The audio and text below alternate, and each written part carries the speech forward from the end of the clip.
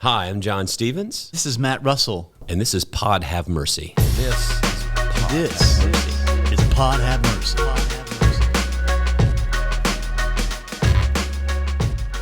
Matt. John. I am so glad that you brought a therapist to be with us today, because I'm going to unpack. This is just going to be, what is it, an hour? You usually give How much are you going to charge us for this podcast? 50-minute therapy hour. 50 minutes. 50-minute therapy hour, yeah. Today's podcast will be 55 minutes. It'll be my session along with Matt introducing our guest. Can we just do a group? Do you have a group therapy kind of rate that you could do with John? I want it all about me. Okay. Right. There you go. Let's go. Matt, there, John. we're really blessed to have Robert with us today. Do you want to introduce him to everyone, since you guys have a relationship? And then, Robert, you tell us about what you do and what you're involved in. Oh, I thought I could tell. I thought I could then introduce Matt. No, that would actually be fun. Why don't you I've known him start? about 20 years. So Why don't you start and introduce Matt, and then Matt can introduce you. Yeah. Well, I've known Robert since Robert's been, I think, 14 or 15. Oh my gosh, yeah. Like I met Robert when he came to Mercy Street, and then He's introducing you, and he's bringing coffee. coffee. So listen, all good therapy should involve Coffee and coffee. Oh yeah. And so I met Robert when you must have been 14 or 15. You came to Mercy Street.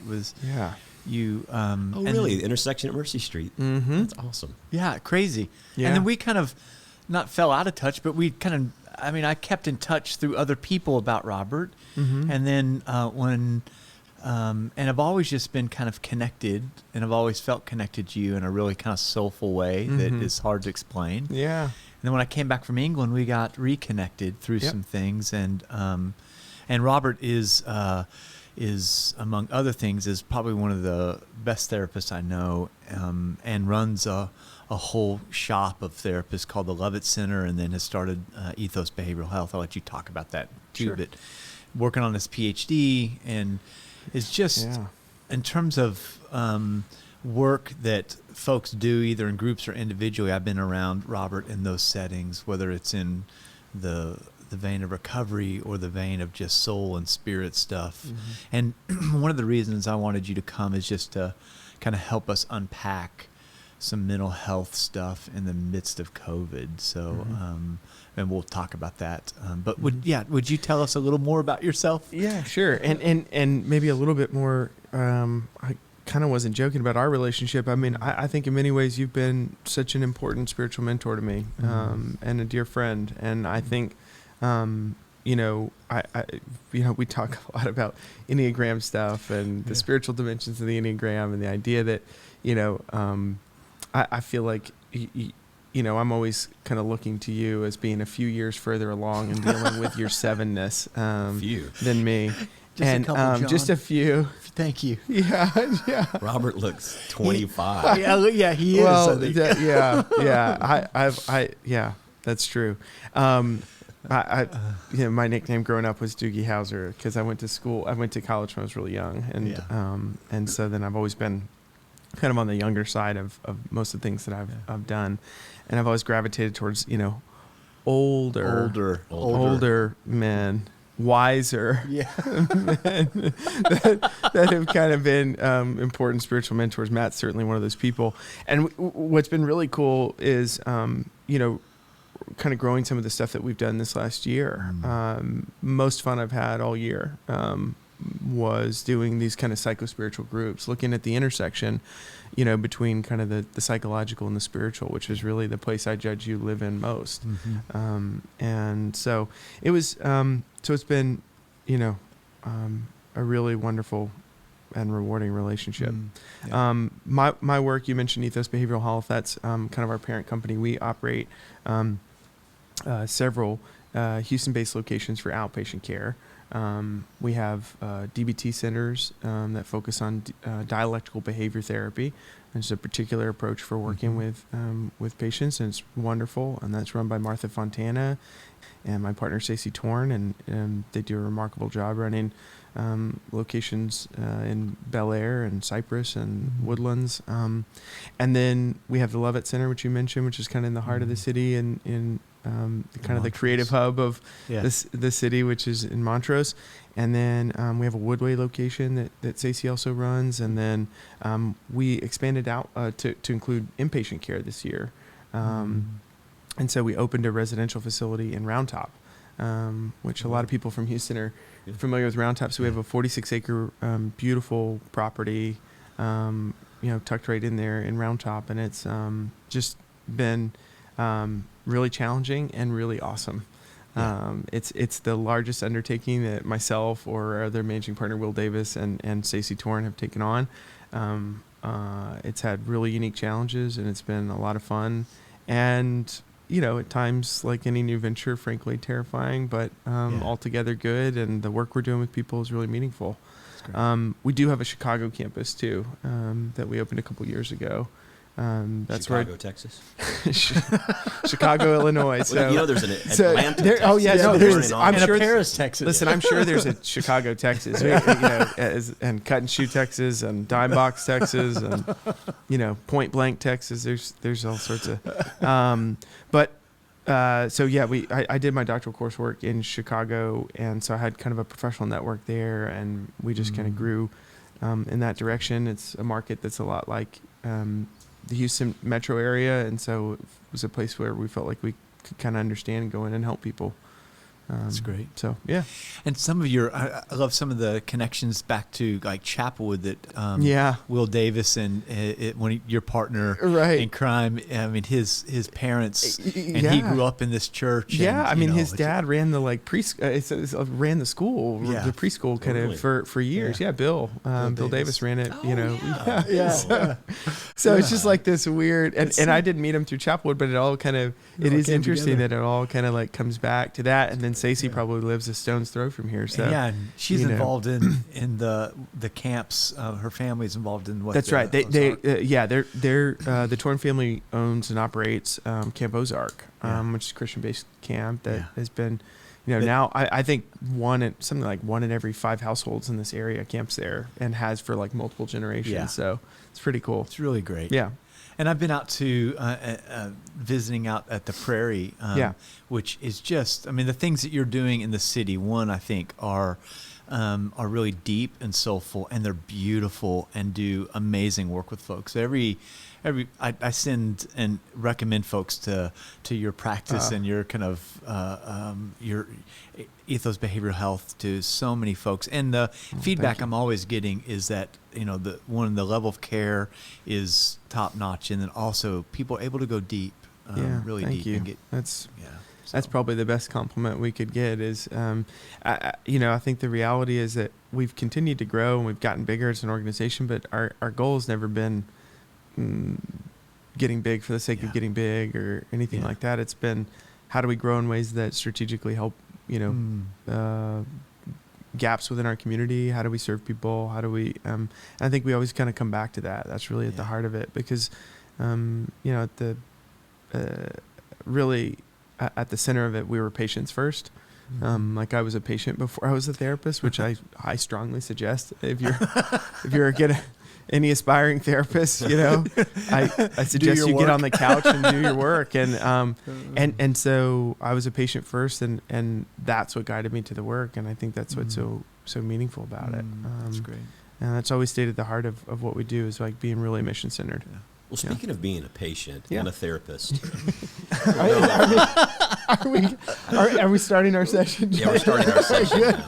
I don't know if you got wind of this or not, but we are in a global pandemic. Yeah, I have heard. Not only are we in a global pandemic, but we've got it's a political year. It's an election year, presidential election year. Yeah. That really helps calm things down. It does. Oh yeah, it brings people it brings right out it brings out the best sensibility in every person. We have an awakening in our society and in our culture around race and racism and privilege and all of these things. We have business, socioeconomic, people who have lost jobs or losing businesses or losing wealth, and then you have just the normal regular stuff, right, that happens. The beating down of everyday life. That daughter getting married, So back to my therapy session.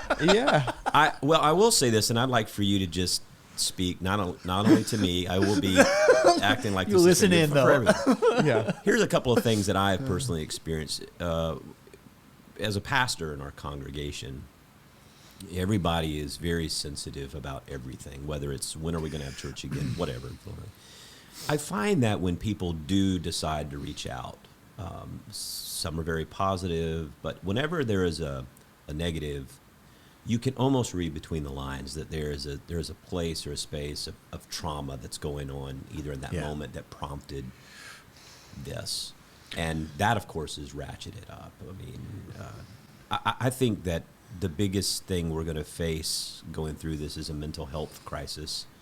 I hear of pastors that are leaving ministry, people that are, I don't even know what the question is. I can tell you that my level of anxiety, I've always been a person who I think has been able to handle stress and anxiety really well. Yeah, sure. And I'm finding that I'm at the limit of my capabilities in all of this. I've found anxiety manifesting itself just like heart racing and being present to where it's almost like I just gotta walk away, run away. I can't be right here, right now. Right. I don't know if that's a panic attack or what. Sure. I've never had that before. Right. So right. when we're right. thinking about just kind of where do we start in naming all of this and what are, first let's just name what is. I mean, I think that's what people need to hear. So what are we confronted with? What are the things that just are out there in front of us? Yeah. Well, so first of all, you're in good company with every other human being I know, which is just that we've all been taken to kind of a maximum capacity of what we think we're kind of capable of, and then we're being asked to kind of do, do more. Especially if you're in a helping profession, it's like, hey, you're we're, if I were to think about the clinical work for a moment, like my work as a therapist, usually I get to draw on personal experiences that I'm kind of on the other side of, right? So appropriate use of self is not like I'm in this with you. It's like I've got a little bit of insight about how I'm working this through, and I'm going to lend that in a way that hopefully is useful to you. We're kind of all in it, right? You're in it. You're experiencing the same thing that your congregation is experiencing. Yeah. I'm experiencing so much of the same thing that my caseload is experiencing. So how are we both in it and kind of steeped in it, and also maintaining a kind of presence and taking care of ourselves and working through those challenges. And I think that's a question that's really, I can say in many ways I'm still in the middle of that with you. I'm right there with you in terms of how we manage that. If you were to think about one of my mentors and kind of person I look to, who's now retired, Dr. John Allen, who was at Meniger for some 40 plus years. One of the things that he has always written about, talked about with trauma and with depression, and anxiety disorders as well, is that really what you have is this the preceding deal for any kind of like major dip in mood or life functioning is a pile up of major stressors. Yeah. And like you were going through this litany of like, and it was like it wouldn't stop. It was just like and police brutality and like issues of race and equality and global health pandemic and and soaring unemployment and election year. I mean, you just kept like it doesn't stop. And that's without even adding the personal to that, right? No, we haven't even touched just that. The global. Yeah, we haven't even touched like whatever kind of vulnerability you were on the brink of already, whatever kind of stress pileup you had. If you were already living paycheck to paycheck, if you already were experiencing food scarcity, if you were already had marital issues, depression 100%. or marital issues or work issues before all of this. Yeah. Then all this does is each one of those pieces adds a kind of exponential multiplier. And so, it's not surprising to me at all that you would say, hey, the kind of anxiety that I'm experiencing, the physiological symptoms of that, I've never had before. That is not surprising in the least bit. And I think in many ways that's probably part of the conversation that needs to be had, is that people look to you and say like, oh, John's leads this major congregation, and Matt's really got his stuff together, and and by all means, like, knowing I can't speak to you as much as I can speak to Matt and say, yeah, he's a guy who like really practices what he preached and lives I don't way. That's true. You do. I'm sure that you do, or you wouldn't find yourself the head of this congregation. But that's right. I was talking about this recently, like that leaders are in leadership so long as they serve the needs of the people that they're asked to lead, and so I would have no doubts about that for you too. But I guess my point is that maybe that's the conversation in part that is just the normalization of like, yes, like if you're struggling, if you're having anxiety, like that's okay.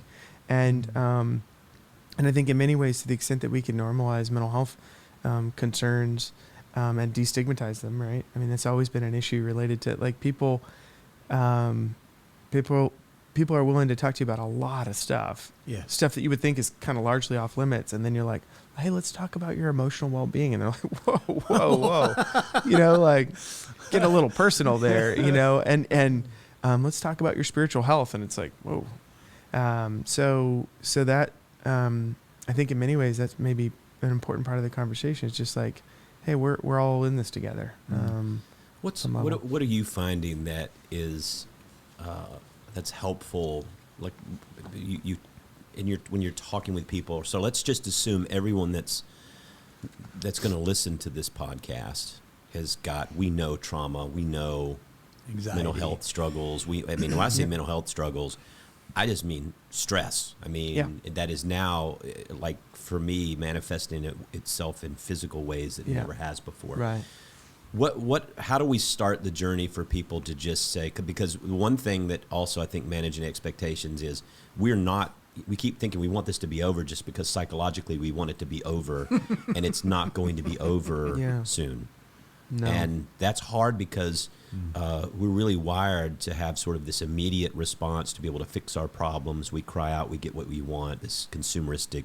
I think spiritually, there's a lot of immaturity in that too because of that. But so where do we start on this journey? What is your sort of pathway for someone to begin to articulate it, to things to work on it? Maybe I'm asking too big of a question or too small. I don't know. But. No. I think it's the question is kind of where do we begin? And I think that would be a great place for us to begin. I think in some ways it's your ability, I think in many ways it would be, it starts with leaders, whether you're the head of household in a family or you're leading a large organization, to make space for a dialogue, make space for a discussion, and to like be vulnerable and lead with vulnerability and share like, hey, this is really difficult. Let's talk about it. Making the implicit kind of stuff that's happening, that's churning inside of us, explicit and known to people is really important. We're in my, it feels like another life in a way. It was 9 years ago it started, but, which isn't that long, but a lot has happened in that 9 years. Yeah. I've had like 4 kids, so lots happened. But it reminds me of something that Dr. Brene Brown always says, which is that idea of like we're social animals and we're hardwired for meaningful connection. And so the first place we begin towards restoration and health is always moving towards connection, which we're having to get really creative about, right? Yeah. Like the normal means around which we connect, not available to us. I am like the extrovert's extrovert, right? I'm like, this is like, and I was talking to one of my colleagues, Amanda Yoder, who I just adore, and she was like, she's an introvert, and I'm sure she'd love me saying that on a podcast. But she was like, welcome to my world, buddy. Like this is what we feel all the time. Like it's super uncomfortable. She's like, yeah, I've conformed to a world built around extroversion for like my whole life. And I was like, wow, I never thought about that. But we're having to get super creative about how we get connected. Matt and I are in a men's group together with Bill Curley and a bunch of just wonderful men. And that's been tough to take that, like how do we deepen connection in a medium that's like I'm talking to a screen, right? So but where possible, I'd say, open up, move towards connection, not away from it. Get creative about how you're connecting with people. A lot of people have said, well, I don't like talking on the phone with folks. Well, that's the world we're in right now. So get comfortable with it, deal with the discomfort around it, because you're going to need that lifeline. Like that phone a friend piece is like, it is a lifeline. And it's super important to stay connected to it. I think we have a lot of people engaging in therapy for the first time. People who had not contemplated that before, who've had, either faith communities or other places where they've taken and done their work, are now looking to therapy in a way that they haven't. That's really interesting. And so, where possible, I'd say, seek support in that regard. Especially if you feel like the symptoms are exceeding your ability, like, right, when you start seeing like massive impairments in your ability to kind of function day to day, then that's usually a signifier that you need more support.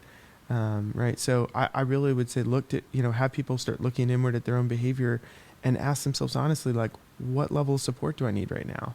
And then getting okay with that just may be what you need right now. And that's okay. I feel like there's probably a number of other things, but I'll So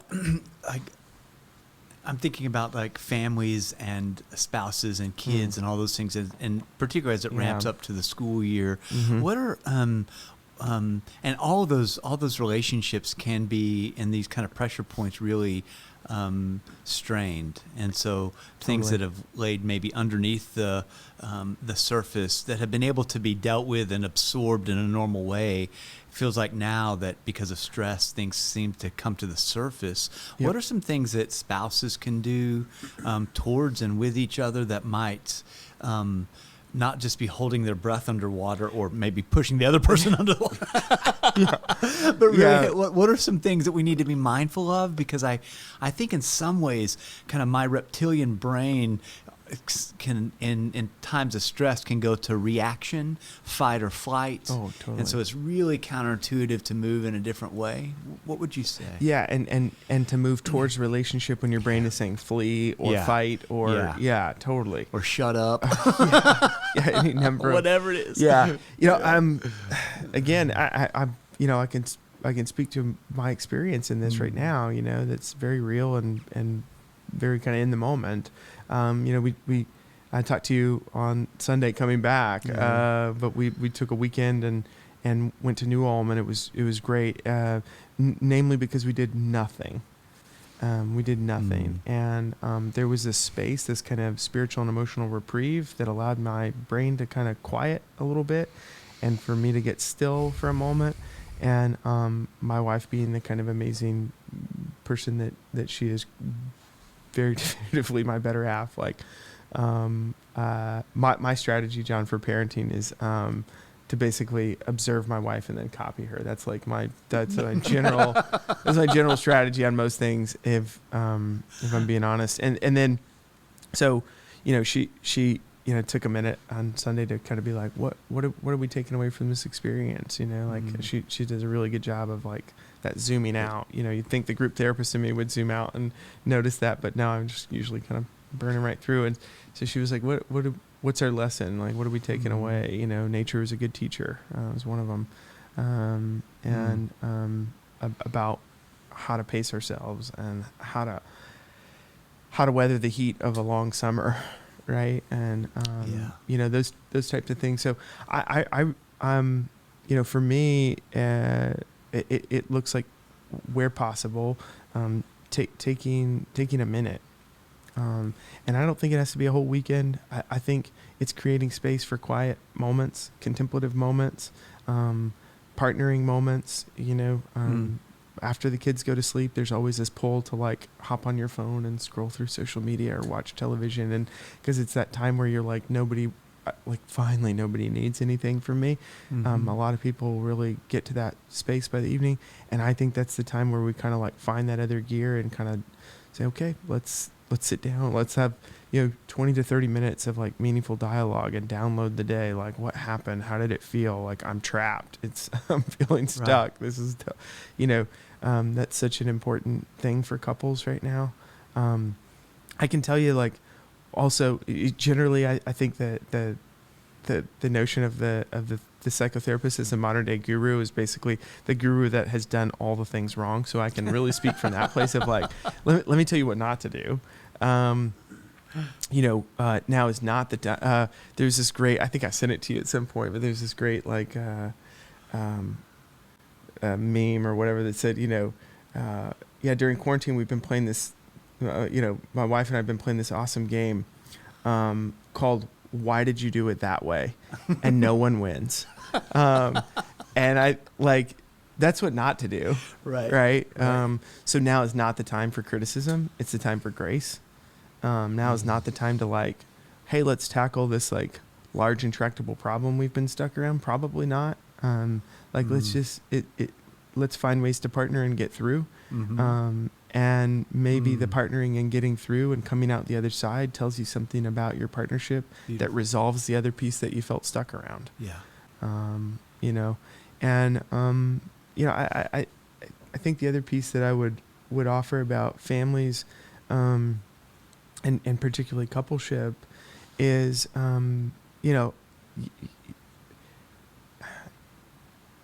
sometimes the intractable difficulties require mediation of some kind. Yeah. And whether that's, a spiritual care director or a therapist or, somebody that specializes in marriage and family work, or both, that's another option that's on the table. Of course, I'm always, what's the therapist's answer to most that, more therapy, but I think arguably that, sometimes when we're struggling to solve for something, we need some additional support. Yeah. And where possible that time, alone time as well. I find that, you never really kind of appreciate how small your home is until you're confined to it largely. And then you kind of go like, wow, this is really living on top of each other here, like this is, so. Especially if you have 4 kids.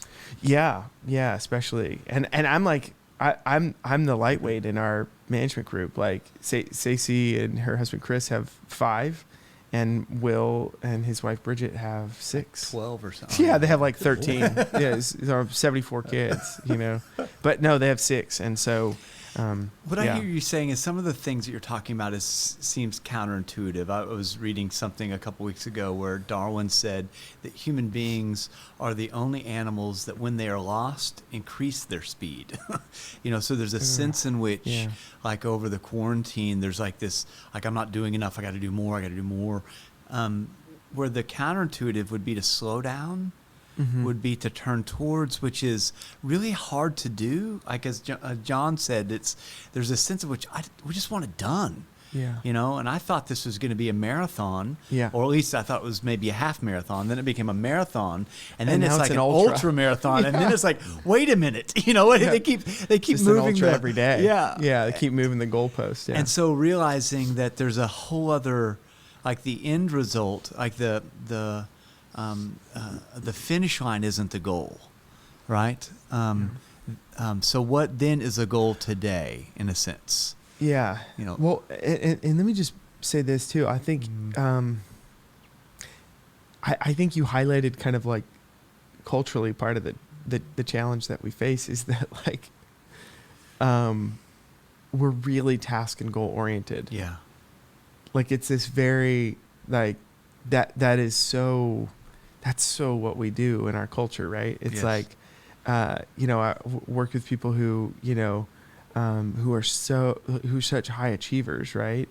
And the second they achieve something, they take no space for it. It's like, well, that achievement has gotten me as far as it can get me. What's next, right? And like, there's never any space for like that contemplative moment. You and I have talked about this a lot from the start of coronavirus and stay-at-home orders and all that.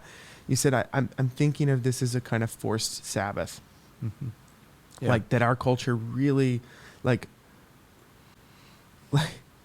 if whatever whatever your God is kind of saying like, hey, slow down. And I'm like, yeah, sure. It's like, no, slow down. And I'm like, got it. Yeah, sure. And then it's like, no, stop. Right. And we're kind of experiencing in a way a sort of like that forced Sabbath. I mean, that's like where we're being invited to kind of like reimagine our lives a little bit. And so for me, that's tough. Sabbath is at its core, its elements, worship, it's rest, and it's play, recreation, right? And if you look at where we find ourselves, we're unable to worship in the ways that we have. We don't have each other. We're worshiping, but we're disconnected in that way online. I certainly haven't found this to be a restful period, and certainly can't find any play to be you know what I'm saying? So when I look at that and I think, I agree with you 100%. There's that, I think why a lot of people, there's an agitation or a struggle in all of this is because this would be great if it was a sabbatical where you could engage in the elements of Sabbath, but it's almost like it's not the essence of Sabbath unless we have to cultivate that, I guess is what I'm saying. Just because you're not having to go to the office doesn't mean you're in Sabbath. No. I'm just venting my own struggles here. I mean, as I said, this is my therapy session. Don't hijack this. Right. No, I get it. So I think you made a couple of really important points, which would be probably, for anybody listening, the first thing they would go to is like, this doesn't feel like recreation to me. This feels like punishment. Like waterboarding. Like waterboarding. Torture. Yeah. Step beyond punishment, torture. Right. But I think the hell is kind of of our own making in a lot of ways, right? I do agree with that. And to the extent that, so I think it can only be experienced as a sort of reprieve if we're very intentional about our behavior and how we show up. So it really, like, what this has invited me to look at is my level of intentionality about how I'm living my life, right? Where all of a sudden, life as I knew it came to a screeching halt, and I had to reimagine everything. I mean, we literally, overnight, we became a telehealth company. Everything we do is in person, sitting very closely in, chairs at 45-degree angle like this, That's what we do. And all of a sudden we became a telehealth company overnight. Like everything, we had to reimagine everything.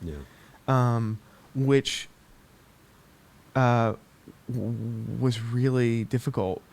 And in its own way has started to become, and let me just say this. I go through total ebbs and flows of this. I mean, I talk to Matt pretty regularly. Some days I'm like, this is great. I'm learning a lot. I've got a home yoga practice. And the next week I'm like, I hate everything, like I hate, it's a roller coaster, and who invented yoga anyway? Stupid. And then other times I'm like, and then I find myself kind of like back I'm on not saying that. I'd get emails. No. I don't need any more emails. And then I get back to, I get back on the mat and develop, or whatever that is, it's not, I'm not a devout yoga practitioner anyway, but my wife's probably much more connected in that way. But for me, it's like, there's different ways in which I, go through ebbs and flows. But the more intentional I am about my behavior, the better, right? The more I can really set a clear intention about how I want to use this time, how I want to show up. It's like that. There's that iconoclast. You guys did a piece. One of your teaching fellows did a piece where they, I probably watched that video 150 times. I've got to meet that guy at some point. And I'm not, you'll tell me his name. Maybe Zach. I don't know. Or Marlon? No, not Marlon. I met Marlon. Okay. But it's one of your teaching fellows that does this poem about Black Lives Matter. Oh yeah, Zach Blunt. Yeah, it was beautiful. And at the end, it's this question about, he says, will history agree with you? Yeah. Will your children's children agree with you? Yeah. And I think that's like the most poignant question we could be asking ourselves, right? Is like, what side of history do I want to be on this? But if I thought about that in a very personal way, like, what does that mean about my behavior today? Like, who is the person I wish to be in this struggle, in this crisis, in this time, in my life? Yeah.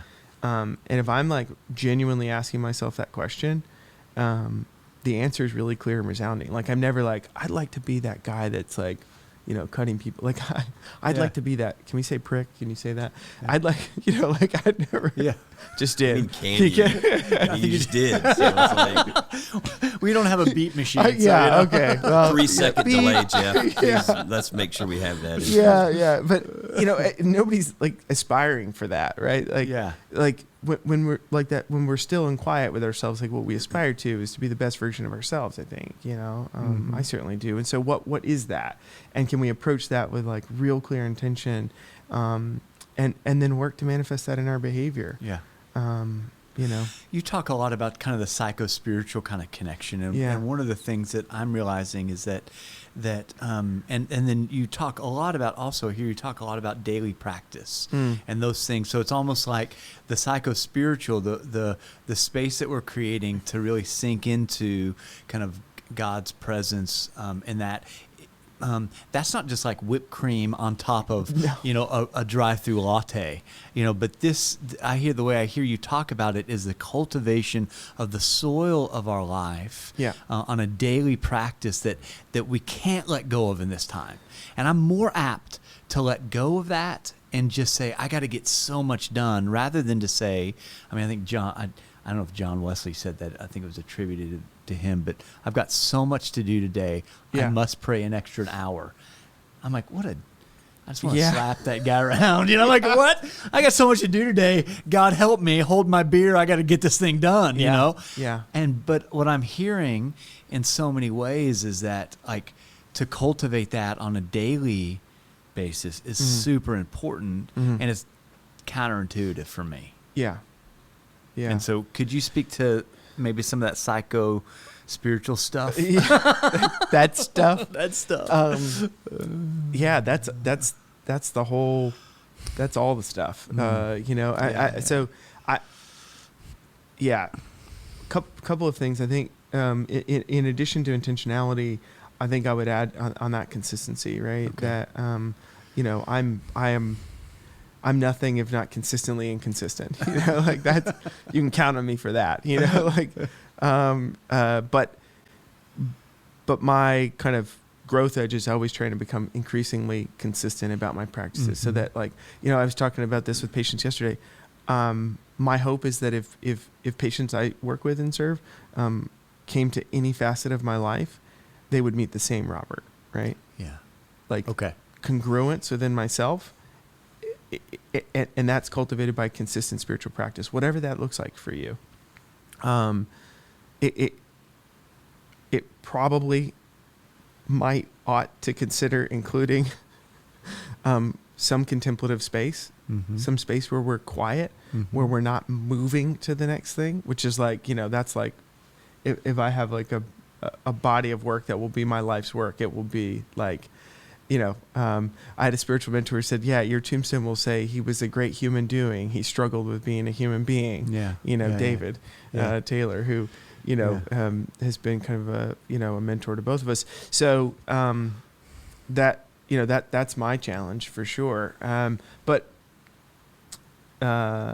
So in that, I think what I would say is that, you know, cultivating daily practice requires some consistent effort on our part, to be really gracious with ourselves during this time. Like, there's days where I'm like, I feel like, man, I really nailed it today. Like, I spent time in quiet contemplation and prayer, meditation. I read my morning kind of meditation books. I showed up and embodied that in some way. And then other days where I'm like, I don't know where those are. I could care less about reading. And that's just the reality of it, I think, you know. And so trying to cultivate some consistency in spiritual practice is super, super important. There was another point, but I lost it. Maybe we'll come back to it. Well, I think this is good practical advice. I think consistency and intentionality are important. I think that I see that not happening in my life because, again, it goes to the tyranny of the urgent. Yeah. And so, it's preachers already were dealing with this thing where people think, you only work one day a week, right? So now that we don't work that one day, we're not doing anything. And aside from like, Easter, which is like that's a half day too. That's like Easter's like the holy man's tax season, right? Where you're just like, and then but then the rest of the year, what are you really doing? Yeah, it's like, and I think too, I've seen this in my own life, and I think again, I'll just play everyone else today in real life is that, whatever this is that we're going through, part of how it manifests itself, there's physical aspects. Yes. But then there's an aspect of like apathy. Yeah.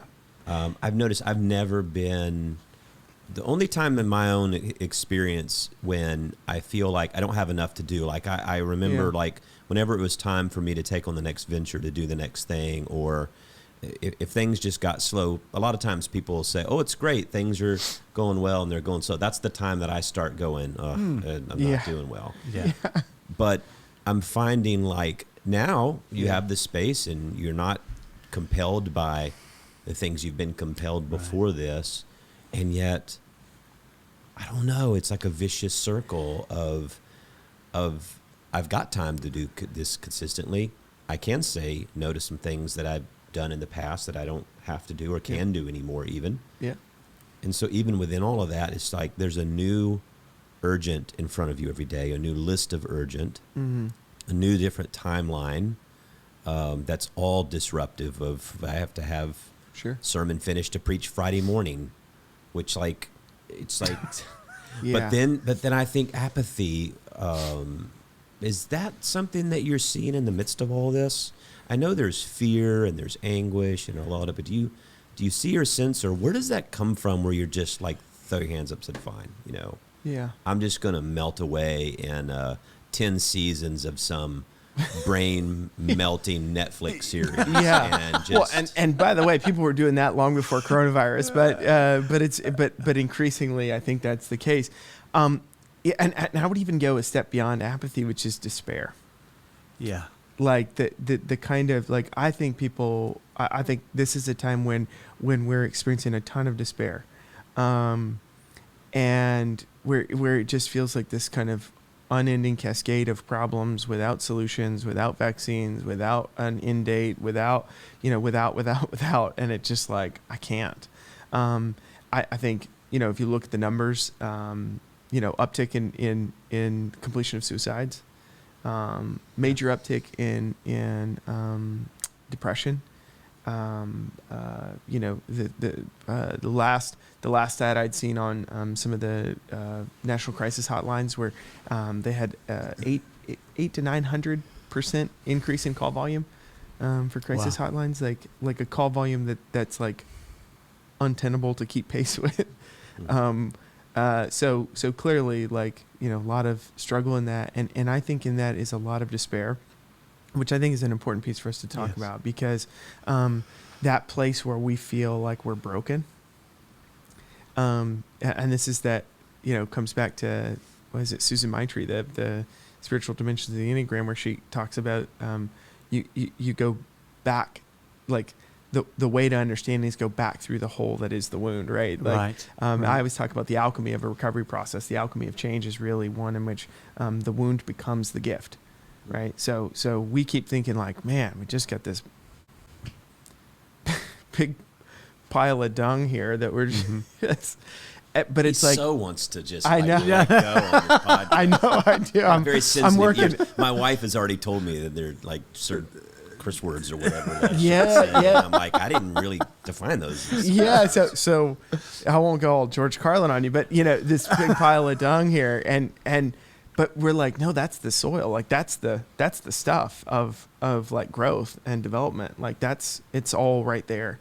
And we're like, I don't know, smells bad. And it's like, get your hands in it and get in the muck of it and start working with it. And I use this metaphor a lot. We were talking about this before, where our culture begins is with this idea of, there's this spiritual teacher, Joseph Real, who talks about in his native tongue would be pachu, would be movement. That's where we want to begin. Right. We're like, let's begin with movement. And he's like, that's the third step. The first step is that the seed gets cracked open and buried deep in the earth. And I'm like, oh, that sounds terrible. Let's skip that part. Let's go to movement, And it's like, no, the seed contains everything for life, but it's only potentiated by being cracked open and buried deep in the earth. And then, the next step is, in addition to kind of the recognition of that seed in us that can do all things, that is all things, we have to, the next step is actually clearing. You have to clear the space for that to be planted, right? So we have, like, the first two steps are being done for us, by the way. And that's the part we're not seeing as a gift. That's the part we see as like the wounding in our culture. We're like, God, we're stuck at home and we can't do anything. It's like, no, that's the gift. The deck has been cleared. The seed has been cracked open. You're being buried in the earth. Yeah. Like, get ready for growth. The problem is the next step after movement, once we start that process, we want to ascend. But that's not how growth functions. First, we go down. We deepen our roots. So we go even further into the earth. That's how plants grow, right? They go even further. And so what I'm inviting people to look at is, how are you being cracked open in a way that's potentiating really the full measure of who you are? How is your despair actually going to give way to hope and a new path forward, right? And goals you hadn't really had on your radar or imagined for yourself? How can you restore a deep sense of personal agency about your belief and ability to affect change in your own life, right? That's something I'm always working with patients on, because those are the ingredients for hope, right? Goals, agency, pathways, right? You have those three things, you have hope. You don't have those three things, you're hopeless. A lot of people feel like they don't have agency, they don't have control. Totally. Yeah, and we've seen it. Control. Oh, totally, and we've seen this huge emphasis on that. Like, with mask wearing, that's become somehow a hugely political issue, in which is like, I'm not going to be told what to do. And I think it treads on this kind of idea of agency. Yeah. I get into these. You can't control a lot. I can control that. Yeah, like, I feel so out of control. Really? Don't tell me what to put on my face. Yeah. And I'm trying. It's not a position I kind of take up, but it's one I'm trying to understand. Right. I'm always trying to understand, like, the things that I don't understand. Like, help. It doesn't make sense to me, but help me understand it, and I want to understand. And so we're cracked open and buried. That's the good news. Yay. The space has been cleared for us. Our job is now to deepen our roots, to go even deeper into kind of planting a firm footing so that ascension can occur. Because if you grow upward without growing downward, the thing just topples over the first wind. Yeah. I'm from South Georgia. Yeah. Pine tree. Pine tree. Yeah. Have you, John? Widowmaker. Pine tree. Well, I get that. Yeah. I mean, a pine tree is has a widowmaker. That's it. Yeah. And when the storm comes, when the tornado comes through, they're the first trees that clear out because they're super tall, especially if they get big, and they don't have much of a depth of a foundation of a root to to sort of hold them steady. Unlike on the coast of Georgia, where I'm moved here from, the live oaks. Not only are they the roots, they're deep, they're expansively wide, and the branches, even as they go up, they actually return to the earth to provide more foundation as they go up again. Yeah, it's a fascinating. Totally. It's literally one of the exercises that the patients are doing right now. This morning at the Prairie is we have this tree diagram. And it's a piece I started doing when I was working with Renee on the Daring Way stuff. So that's where that work began. She kind of transformed it into a lantern metaphor because she works a lot with the idea of light and darkness. I really like the ecological lens of that, kind of like the idea of a tree and the roots. The roots of the tree are the values that ground us. Yes. Right? So, like, doing values clarification work is like an important part of what we need to start with right now. What are those things that are the deep roots for you? What's the core organizing kind of trunk of that tree? What are those values that shape that? And then you can take that metaphor as far as you'd like. The branches are the behaviors, the way in which we embody that, and they bear fruit. And what is the fruit of us living in accordance with our values, right? Right. And what are the things that feed the tree, right? What's the rain? Who are those people? What are those things that we do? Like, what are the practices? And so you can, I would encourage people, if you're listening to this, sketch that out. Like, get real clear on that. Like, do some values clarification work. Now is the time to do that. So if people wanted to do that work right now, like they would start with what? Like, could you walk us through that process? Yeah. You could get literally a blank piece of paper, sketch yourself a little stick figure tree, and start writing words that are the values that ground you, right? Integrity, responsibility, peace, love, kindness, joy, whatever those things are. What are the kind of organizing things that kind of form the trunk of that tree, right? Like if somebody said, three words I would want people to say about me when I die, right? That's one way to quickly get to that place of like, what are those things that like, I really want people to say, that was a man of integrity, right? That was a person who brought kindness to the world and who led his life with love. Okay. If people said those three words about me, that would be wonderful. And then from that, what forms the branches of those trees and the behaviors, right, that manifest from those values. Okay. Like, how do I embody these values in my day-to-day life? Okay. And then how does that tree bear fruit? Draw a little apple. What are the fruits of living in that way? What's nurturing the rain that? is what's nurturing that. Okay. Yeah. That's great. Yeah. You started this conversation, John, talking about the idea of the physiological kind of churn of all of this, right? Like that you feel it in a way that you've never experienced before.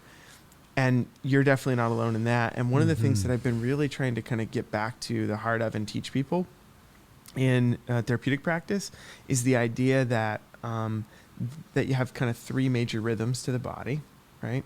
You have the breath, you have your kind of brain waves, and you have cardiac activity. And you control one that holds the key to the rest of them. If you manage the breath, you can slow your heart rate down, you can quiet the mind, right? And so we come back to really simple practices of breathing. And people are like, really? It's like, yeah, really. Like that's one of the like physiological keys to unlocking all of this. Like anxiety more than anything is a physiological process. And once it ramps up, right, it's really hard to come back down from unless you can kind of manage the physiological part of it. And then you get your brain back, right? So when anxiety is happening, the brain is a multi-layered processing system. You've got the brainstem, the limbic system, and the prefrontal cortex. That's a very simple, this is Dan Siegel's model of the brain in three parts.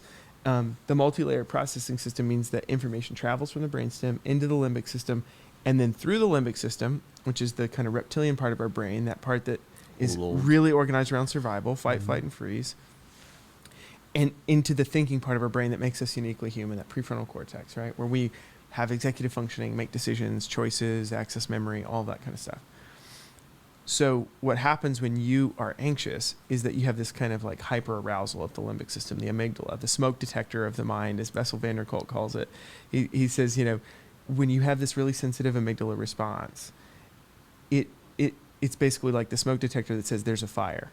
So you burn something on the stove and your amygdala is saying, fire, fire, fire, everything's burning. Right. So we have this kind of like hyper startle response. That's part of what anxiety really is that ramping up of that kind of hyper startle response. Trauma too. Trauma is happening in that place, right? So people who've experienced trauma, that's the recreation, the reenactment, the re-experiencing of that. So part of what we have to do is actually get our brains back, back to that place where we can access our thinking brain and kind of reason and be still and say, okay, that's one part of my experience and I can get that part to be quiet and all that. But the only way back to that is really through the body. So the body holds the key, and particularly the breath. So if I were to give you one single takeaway, it would be to come back to your breath by grounding into, there's tons of ways that people teach breath work. The most simple one that I've encountered is diaphragmatic breathing, right? So anxiety sounds like, you hear it, right? You can hear like that's hyperventilation, and it's chest breathing from your mouth. So anything that's not that, where it's like breathing in your nose really slows everything down. Deep into your belly, hold it at the top of the breath, and then release all the way. Also through the nose. Do this, both feet firmly planted on the ground, right? Coming, kind of getting into your kind of seat a little bit, and then just, and about 4 cycles of that kind of breath work. And really there's a physiological calm that will come over you, and your capacity to kind of begin to think and reason and slow things down a little bit will be much improved. So if there was just one super, we're talking about daily practices. If you did that periodically, as you start to notice that ramp up and become increasingly aware of that, it would help you tremendously. Well, we have that here with the Center for Christian Spirituality. Yeah. We have centering prayer. Oh, wonderful. Contemplative prayer. Yeah. So people can access that, and it's helpful. It's just something we need to do more of. Well, we got to run. And it's been an honor to have you here with us. It's a lot of fun. And, Thanks, Robert. Yeah. Really enjoyed it. Yeah. Really enjoyed it. How can people find you on social media? Oh, thank you. Yeah. So with in terms of following us on social media, just check out Ethos Behavioral Health. We've got a Twitter handle. We've got a Facebook page. We've got an Instagram. And we post a lot of content there. I periodically do some video pieces. Stacey does some wonderful video pieces. And so please do give us look us up, check us out. I know that you put together some resources also just for our church, and so to kind of have wide access. Absolutely, yeah. So Matt came to me a few weeks ago and just said, "Can you give us some community resource and put you guys out there, of course, but the reality is that Houston's a really big place. People need community resource. People have, some people have capacity for self-pay. Some people need low-cost counseling service. And so we put together, I think, like a 4-page list of 12-step community resource on Zoom, some federally qualified health clinics, and access to low-cost resource. And we have our Ethos Training Institute, which has 12 really talented clinicians who are interns delivering service at low cost. We have some insurance-based options for people that need to access that, which is a large portion of Middle America that would need to access their mental health benefits. So we've got that list, and I guess you guys can throw that up on your we'll website. put that in the show notes or somewhere. Yeah. We can put it on the chapelwood.org too. Yeah. It stays up there. Yeah. Awesome. Hey, our coffee. Yeah. Well, Shout out. oh, wait. Lampshade. Oh, Yeah. So it's really delicious. it is good. It's our first Someone sponsor. sent us some lampshade coffee nice. because they know we love coffee, and they know if they send us coffee, We're going to drink We'll it. talk we're going to about drink it. it and we'll talk about it. So yeah, we're always looking for a. It was really coffee good. Mine is sponsor. all It gone. I was. drink it black, and that was great. I really enjoyed it. Robert, honor to have you. Pleasure Thank to you. be with you. Thanks for I'm being John here. Stevens, And I'm Matt Russell. Robert Hilliker. and this is Pod Have Mercy.